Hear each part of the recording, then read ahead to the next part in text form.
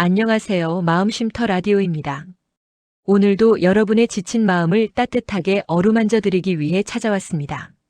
마음쉼터 라디오는 우리 주변에 잊혀진 이야기, 감동적인 실화, 그리고 삶의 지혜를 전하는 시니어 여러분을 위한 특별한 공간입니다. 오늘 제가 들려드릴 이야기는 정말 믿기 힘든 실화입니다. 부산 자갈치 시장에서 실제로 일어난 일입니다. 구독자 여러분께서도 이 영상을 끝까지 보시면 분명 눈물을 흘리실 겁니다. 매일 오후 2시, 부산 자갈치 시장 한복판에 한 할머니가 나타납니다. 키는 150cm도 채 안 되는 작은 체구. 구멍난 운동화를 신고 10년은 좋게 넘어 보이는 낡은 점퍼를 걸친 채 천천히 걸어오십니다. 허리는 90도 가까이 굽어 있고 얼굴엔 세월의 무게가 그대로 새겨져 있습니다. 그런데 이 할머니가 하시는 행동이 심상치 않습니다. 회 가게 앞에 멈춰 서더니 주머니에서 돈뭉치를 꺼내십니다. 그것도 150만 원이나 되는 현금을요. 빳빳한 새돈입니다. 시장 상인들은 처음엔 그저 부유한 집안의 어르신이려니 생각했습니다. 하지만 이 일이 매일 정확히 매일 반복되자 상황이 달라졌습니다. 뭔가 이상하다. 이건 정상이 아니다. 그렇게 시장은 술렁이기 시작했습니다. 여러분, 이 할머니의 정체는 과연 무엇일까요? 혹시 보이스피싱 피해자는 아닐까요? 아니면 누군가의 조종을 받는 건 아닐까요? 지금부터 마음쉼터 라디오가 그 충격적인 진실을 파헤쳐 보겠습니다. 좋아요 버튼 꾹 눌러주시고 구독과 알림 설정까지 부탁드립니다. 마음쉼터 라디오 구독자 여러분, 지금부터가 진짜 시작입니다. 자갈치 시장에서 40년째 회 장사를 하는 김순자 씨는 처음 그 할머니를 봤을 때를 이렇게 기억합니다. 처음엔 그냥 손님인 줄 알았어요. 근데 매일 오시는 기라. 똑같은 시간에 똑같은 양을 사가시는데 돈이 항상 새돈이더라고요. 그것도 현금으로만. 할머니께서도 분명 힘을 얻으실 겁니다. 김 씨의 말에 따르면 할머니는 매일 오후 2시 정각에 나타나 광어회 3kg, 우럭회 2kg, 참돔회 2kg을 구매했다고 합니다. 계산해보니 하루 평균 150만 원에서 180만 원 사이. 한 달이면 무려 4,500만 원이 넘는 금액입니다. 그런데 이게 끝이 아닙니다. 할머니는 회만 사는 게 아니었습니다. 옆 가게로 가서는 한우 등심 5kg을 삽니다. 또 그 옆 가게에서는 제철 과일을 한 박스씩 삽니다. 그리고 반찬 가게에서는 김치, 나물, 젓갈을 대량으로 구매합니다. 모든 결제는 현금. 그것도 빳빳한 새돈으로만 계산합니다. 시장 상인들은 처음엔 할머니가 큰 식당이라도 운영하시는 줄 알았습니다. 하지만 할머니의 차림새를 보면 도저히 그럴 것 같지 않았습니다. 구멍난 운동화, 때 묻은 점퍼, 낡은 손수건. 어디 하나 돈 있어 보이는 구석이 없었습니다. 더 이상한 건 할머니의 행동 패턴이었습니다. 정확히 오후 2시에 나타나서 딱 1시간 동안 쇼핑을 합니다. 흥정도 하지 않습니다. 가격표에 적힌 금액 그대로 현금을 꺼내 지불합니다. 그리고는 무거운 짐을 작은 리어카에 싣고 천천히 사라집니다. 매일 정확히 매일 같은 패턴입니다. 시장 상인들 사이에서 소문이 퍼지기 시작했습니다.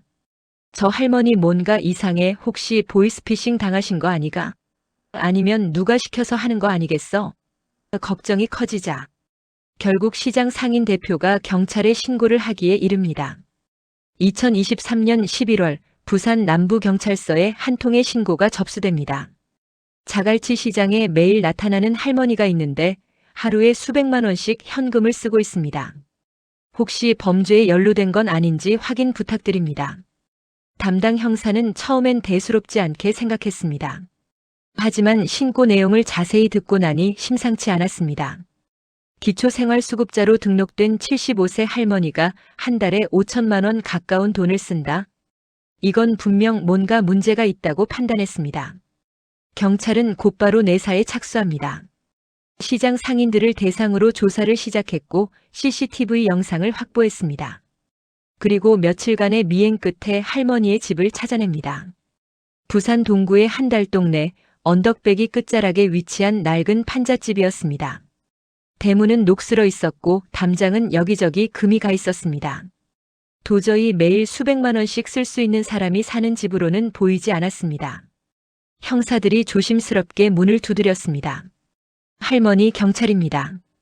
잠깐 이야기 좀 나눌 수 있을까요? 할머니는 놀라지도 않으셨습니다. 오히려 담담하게 문을 열어주셨습니다. 아이고, 오이소. 기다렸습니다. 형사들이 집 안으로 들어서는 순간 모두가 숨을 멈췄습니다. 좁은 방 한쪽 벽면 가득 놓인 두 대의 대형 업소용 냉장고. 각각 1m 80cm가 넘는 크기였습니다. 낡은 판잣집과는 전혀 어울리지 않는 최신형 냉장고였습니다. 형사가 조심스럽게 냉장고 문을 열었습니다. 그 안에는 오늘 시장에서 산 것으로 보이는 회가 가득 들어 있었습니다. 광어, 우럭, 참돔이 정갈하게 정리되어 있었고 다른 칸에는 한우 고기가, 또 다른 칸에는 각종 반찬과 과일이 빼곡했습니다.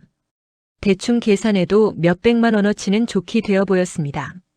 할머니, 이게 다 뭡니까? 이렇게 많은 음식을 왜 사시는 겁니까? 형사의 질문에 할머니는 잠시 침묵하셨습니다. 그리고는 낮은 목소리로 말씀하셨습니다. 내일이면 다 없어집니다. 매일 그래왔습니다. 이게 무슨 말일까요? 매일 수백만 원어치 음식을 사는데 다음 날이면 다 없어진다. 형사들은 더욱 의심이 커졌습니다. 혹시 불법 유통? 아니면 다른 범죄 조직과 연루된 건 아닐까? 하지만 할머니의 눈빛은 맑았습니다. 거짓말을 하는 사람의 눈이 아니었습니다. 형사는 할머니께 더 자세한 이야기를 듣기로 했습니다. 할머니, 저희가 나쁜 사람들 잡으려고 온 게 아닙니다. 할머니가 혹시 누군가에게 속거나 협박당하시는 건 아닌지 확인하려는 겁니다. 솔직하게 말씀해 주십시오. 할머니의 진술을 들은 형사들은 더욱 미궁에 빠졌습니다. 할머니는 이렇게 말씀하셨습니다.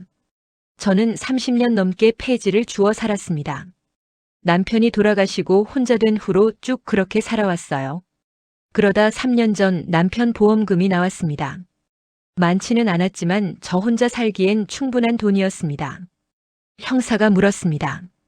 그럼 그 보험금으로 지금 음식을 사시는 겁니까? 할머니는 고개를 끄덕이셨습니다. 예, 그리고 제가 모아둔 폐지 돈도 있습니다. 30년 동안 한 푼, 두 푼 모은 돈이에요. 형사는 여전히 이해가 되지 않았습니다. 그럼 왜 이렇게 많은 음식을 매일 사시는 겁니까? 할머니 혼자 드실 수도 없을 텐데요. 할머니는 잠시 말을 멈추셨습니다. 그리고는 창밖을 바라보며 천천히 말씀하셨습니다. 저도 배고픈 날이 많았습니다. 남편이 돌아가시고 혼자 된 후로 끼니를 거르는 날이 더 많았어요. 겨울엔 추워서 여름엔 더워서 밥 생각도 안 났습니다.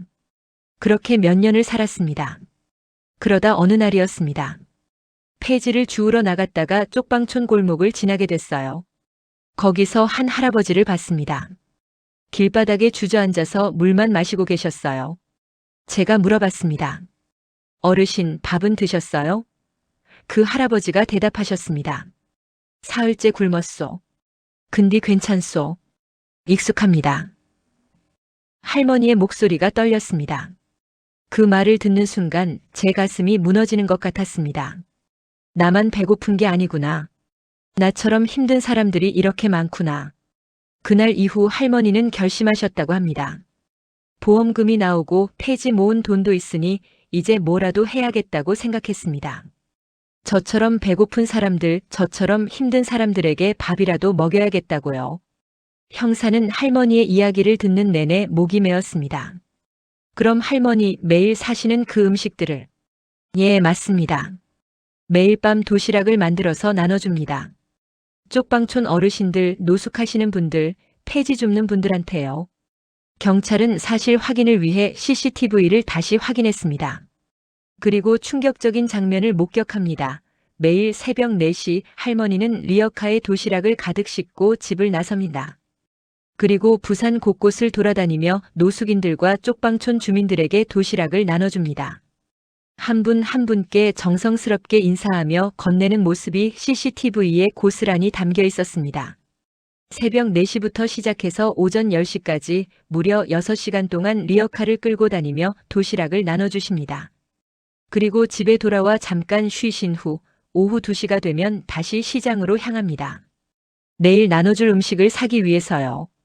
75세의 할머니가 허리도 굽고 걸음도 불편하신데 매일 이렇게 남을 위해 봉사하고 계셨습니다. 좋아요 버튼으로 할머니께 응원의 박수를 보내주세요. 그럼 이제 마지막 이야기를 들려드리겠습니다. 경찰 조사 결과 할머니는 3년 전부터 이 일을 해오셨다고 합니다. 남편의 보험금 9천만 원과 30년간 폐지를 주어 모은 돈 3천만 원, 합계 1억 2천만 원으로 시작하셨습니다. 매일 평균 300만 원씩 음식을 사서 도시락을 만들고 하루에 약 150개에서 200개의 도시락을 나눠주셨습니다. 3년 동안 할머니가 나눠준 도시락은 대략 18만 개가 넘습니다.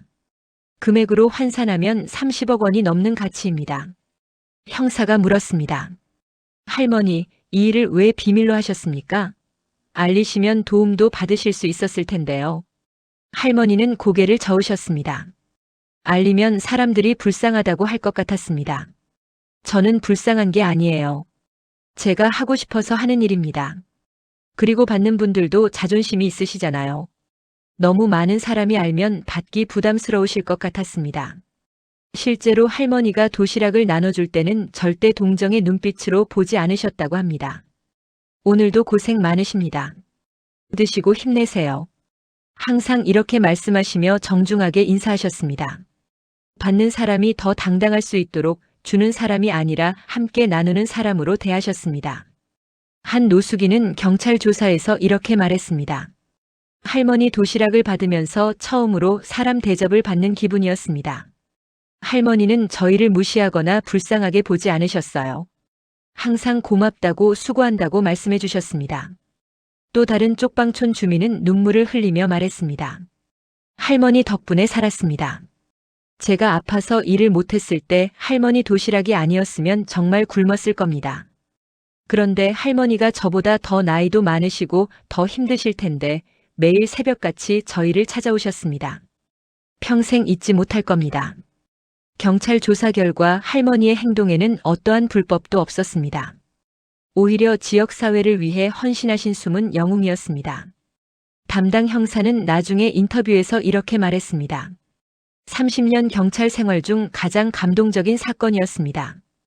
범인을 잡으러 갔다가 천사를 만난 기분이었습니다. 이 이야기가 언론을 통해 알려지자 전국이 들썩였습니다. 부산 시민들은 할머니를 돕기 위해 기부금을 모았습니다. 단 일주일 만에 5억 원이 넘는 성금이 모였습니다. 하지만 할머니는 이 돈을 받지 않으셨습니다. 제가 할 일을 한 건데 왜 돈을 주십니까? 그 돈으로 다른 어려운 분들을 도와주세요. 할머니는 완강하게 거절하셨습니다. 대신 시민들은 할머니를 돕는 자원봉사단을 만들었습니다. 자갈치 천사 할머니와 함께하는 나눔 봉사단이라는 이름으로요. 이제 할머니 혼자서 모든 일을 하시지 않습니다. 젊은 사람들이 함께 도시락을 만들고 함께 나눠줍니다. 할머니는 이제 총괄 책임자가 되셨습니다. 매일 새벽 4시 봉사단원들과 함께 도시락을 나눠주러 다니십니다. 자갈치 시장 상인들도 동참했습니다. 매일 신선한 회와 고기를 원가에 공급해주기로 했습니다. 할머니가 우리 시장에서 3년 동안 수십억을 쓰셨는데 이제는 우리가 도울 차례 아니겠습니까? 시장 상인회장의 말입니다. 부산시는 할머니께 시민 대상을 수여했습니다. 그리고 할머니가 하시던 일을 공식 복지 사업으로 만들었습니다. 이제 할머니의 뜻을 이어받아 부산시 전체에서 노숙인과 쪽방촌 주민들을 위한 무료 급식이 확대되었습니다. 시상식에서 할머니는 이렇게 말씀하셨습니다. 저는 특별한 일을 한 게 아닙니다. 배고픈 사람 밥 먹이는 게 뭐가 특별합니까? 저도 배고팠으니까 그 마음을 아니까 한 겁니다. 여러분도 할 수 있습니다. 거창한 게 아니에요. 옆집 할머니 혼자 사시면 밥 한 끼 같이 드시면 되고 동네에 힘든 분 계시면 말 한마디 건네시면 됩니다. 그게 나눔입니다. 할머니의 말씀을 듣던 시상식장은 눈물바다가 되었습니다. 75세의 허리 굽은 할머니가 30년간 모은 전 재산을 남을 위해 쓰셨다는 사실. 그것도 아무도 모르게 조용히 3년 동안 18만 개가 넘는 도시락을 나눠주셨다는 사실. 이 모든 게 실화라는 게 믿기지 않았습니다. 현재 할머니는 여전히 매일 새벽 4시에 일어나십니다. 이제는 봉사단원들과 함께 도시락을 만들고 나눠줍니다. 할머니는 이렇게 말씀하셨습니다. 이제 제 꿈이 하나 생겼습니다. 제가 살아있는 동안 부산에서 배고파서 잠드는 사람이 한 명도 없었으면 좋겠습니다. 그게 제 마지막 소원입니다. 마음쉼터 라디오 구독자 여러분, 오늘 이야기는 여기까지입니다. 우리 주변에도 할머니 같은 분들이 계십니다. 조용히 묵묵히 남을 위해 살아가시는 분들이요. 마음쉼터 라디오는 앞으로도 이런 따뜻한 이야기를 발굴해 여러분께 전해드리겠습니다. 신이여 여러분의 삶에 작은 위로가 되고 희망이 되고 감동이 되는 채널이 되겠습니다. 오늘 영상이 마음에 드셨다면 좋아요 버튼 꼭 눌러주시고요. 구독과 알림 설정도 부탁드립니다. 그리고 댓글로 여러분의 생각을 나눠주세요. 다음 영상에서는 또 다른 감동 실화로 찾아뵙겠습니다. 구독자 여러분, 오늘도 건강하시고 행복하세요.